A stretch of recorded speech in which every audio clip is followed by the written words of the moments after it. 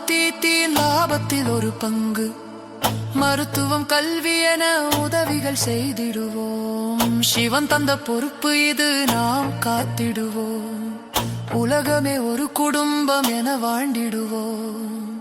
இந்த நம்ம ஓத்தித்தின் லாபத்தில் ஒரு பங்கு, மருத்துவம் கல்வி என உதவிகள் செய்திடுவோம். சிவன் தந்த பொறுப்பு இது, நாம் காத்திடுவோம்.